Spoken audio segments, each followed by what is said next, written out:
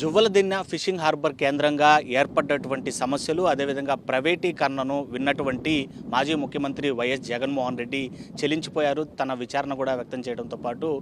తాను హయాంలో తీసుకొని వచ్చినటువంటి ఈ జువ్వలదిన్నె ఫిషింగ్ హార్బరు ప్రైవేటీకరణ జరగడాన్ని తాను పూర్తిగా వ్యతిరేకిస్తున్నాను, అదేవిధంగా మత్స్యకారులకి అండగా నిలుస్తానని చెప్పి కూడా ఆయన స్వయంగా హామీ ఇవ్వడానికే ఇక్కడికి అంటే జువ్వలదిన్నె హార్బర్కి స్వయంగా విచ్చేస్తానని చెప్పి కూడా ఇప్పటికే మత్స్యకారుల నాయకులకి హామీ ఇవ్వడం జరిగింది. అందులో భాగంగానే రేపు ఉదయం 9:45 ప్రాంతానికి జువ్వలదిన్నె హార్బర్ కేంద్రంగా ఉండేటువంటి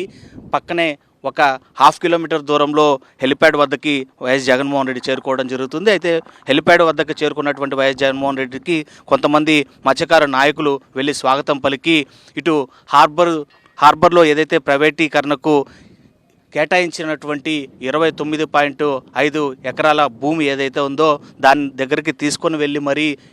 ఈ కుటుంబ ప్రభుత్వం చేస్తున్నటువంటి మత్స్యకారులకు తలపెడుతున్నటువంటి ద్రోహాన్ని పూర్తిగా ఎక్స్ప్లెయిన్ చేయడం జరుగుతుంది. అలా ప్రైవేటీకరణ జరుగుతున్నటువంటి భూమిని పూర్తిగా పరిశీలించిన అనంతరం వైఎస్ జగన్మోహన్ రెడ్డి మత్స్యకారులతోనే తిరిగి హార్బర్ నుండి కూడా ఈ సభా ప్రాంగణానికి చేరుకోవడం జరుగుతుంది. ఇక్కడ దాదాపు 2,000 మందికి పైగా మత్స్యకారులతో ఇక్కడ ముఖాముఖి కార్యక్రమాన్ని కూడా ఏర్పాటు చేయడం జరిగింది. అంటే ఏదైతే తన హయాంలో తీసుకొని వచ్చి మత్స్యకారులు మెరుగైన జీవనశైలి కోసం అందించినటువంటి ఈ జువ్వలదిన్నె ఫిషింగ్ హార్బర్ను ఈ కూటమి ప్రభుత్వం అధికారంలోకి వచ్చాక ఏ విధంగా ప్రైవేటు పరం చేస్తుంది, ఆ ప్రైవేటీకరణ చేసిన తర్వాత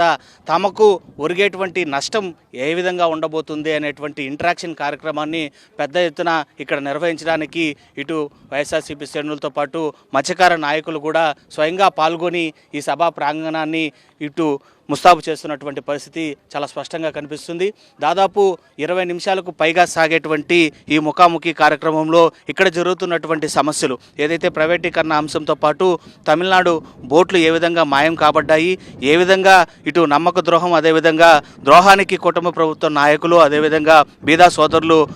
చేయడం జరిగింది అనేటువంటి అంశాలతో పాటు ప్రైవేటీకరణ అంశాన్ని పూర్తిగా వ్యతిరేకించడమే కాకుండా దాన్ని నిలుపుదల చేసి ప్రైవేటు కంపెనీకి ఇప్పటికే కేటాయించబడి అదేవిధంగా శంకుస్థాపన చేయబడ్డటువంటి భూమి ఏదైతే హార్బర్ భూమి ఉందో తిరిగి తమకే అంటే మత్స్యకారుల ఆస్తిగానే నెలకొల్పే విధంగా ఏ విధమైనటువంటి కార్యాచరణ రూపొందించాలి, అందుకోసం ఏ విధమైనటువంటి నిరసన అదేవిధంగా కార్యక్రమాలను వ్యక్తం చేయాలనేటువంటి అంశాలను పూర్తిగా కూడా ఈ ముఖాముఖి కార్యక్రమంలో నిర్వహించేటువంటి అంశాలుగా కూడా ఇక్కడ ప్రస్తుతం మనకు అందుతున్నటువంటి సమాచారం. దాదాపు ఈ ఇంటరాక్షన్ తర్వాత వారికి ఒక స్పష్టమైనటువంటి నిర్ణయం తీసుకోవడానికి ఒక వే అంటూ దొరుకుతుందని చెప్పి కూడా మత్స్యకార సంఘ నాయకులు ఇప్పటికే చెప్పడం జరిగింది. అంటే దాదాపు 20 రోజుల నుంచి జరుగుతున్నటువంటి ఈ నమ్మక ద్రోహం అదేవిధంగా ప్రైవేటీకరణ అంశాలకు సంబంధించి పూర్తి స్థాయిలో అనేక సమావేశాలు నిర్వహించుకున్నప్పటికీ తాము ఇంకా ఒక సిచ్యువేషన్లో క్లారిటీకి రాలేదు. తమకు ఏదైతే ఒక వరంలా తమకు సంబంధించినటువంటి ఒక ఆస్తిలా తమ కోసం ఆలోచన చేసినటువంటి నాయకుడు వద్ద ఈ సమస్యలను ఈ అంశాలను ఉంచి ఆయన ఏ విధమైనటువంటి ఆలోచన చేస్తున్నారు అదేవిధంగా ఆయన ఏ విధమైనటువంటి హామీ మత్స్యకారులకు కల్పించబోతున్నాడు అనేటువంటి అంశాలను విన్న తర్వాత తిరిగి ఒక 2-3 రోజులు తమ గ్రామాల్లో ఒక సమీక్ష సమావేశాలు నిర్వహించుకున్న తర్వాత ఇటు కూటమి ప్రభుత్వాన్ని పూర్తిగా సముద్ర తీర ప్రాంతంలోనికి రానివ్వకుండా అడ్డుకోవడంతో పాటు ఇటు ప్రైవేటీకరణకు గురైనటువంటి మత్స్యకారుల సంపద హార్బర్లోనేటువంటి భూమిని తిరిగి లాక్కునేటువంటి ప్రయత్నంలో ముందడుగు వేయడానికి ఒక నిర్ణయానికి మత్స్యకారులు రానున్నటువంటి పరిస్థితులు కూడా చాలా స్పష్టంగా కనిపిస్తున్నాయి. ఇది ఓవరాల్గా ఇటు జువ్వలదిన్నె ఫిషింగ్ హార్బర్ కేంద్రంగా కూటమి ప్రభుత్వం చేస్తున్నటువంటి కుట్రగా కూడా చెప్పొచ్చు. వీడియో జర్నలిస్ట్ భద్రతో Lokesh reporting for Sakshi TV,